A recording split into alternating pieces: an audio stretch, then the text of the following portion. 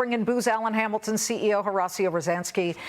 His biggest customer is in his tech, analytic, and cyber services in the company Booz Allen is the U.S. government. He joins me now in a Fox Business exclusive. Well, obviously, it appears that China is very much, aside from Iran, a target when it comes to concerns about war, but also the tariff situation. How do you read it?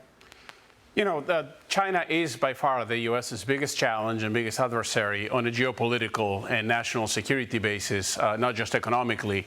And economic security and national security are very closely connected. So the president is right to be focusing on China. When you look at what's been happening with the Chinese market versus the U.S. market the past couple of days, you, of course, have a publicly traded company at Booz Allen, but everybody has been gyrating, and most often it's going to the south. And when we look at the U.S. markets and the three-day pictures, they are painful for a lot of people. Then you look at what happened to the Chinese markets over the past 3 days. That is drawing a lot of blood. So give me a sense of how you view this from a CEO standpoint of a company that's publicly traded and really enduring a lot with this market. So as we look at it, you know, we made a decision to not do business with China because our work is so integral to U.S. national security. 75% of what we do is national security oriented. And so we didn't want to have a challenge of trying to serve the U.S. government and then having to appease China. So our business is insulated from that. It's insulated from tariffs by and large. But I'll point out to you that what China is doing on AI is something we really need to raise alarm and look out for.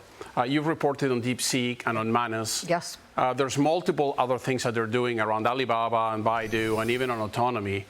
And I worry that they're essentially creating a Huawei-like playbook for AI while we're busy with all these other things. Well, also that becomes an issue from the standpoint of people in the industry here in the United States, and whether it's NVIDIA, Broadcom, or the chip makers of, elsewhere.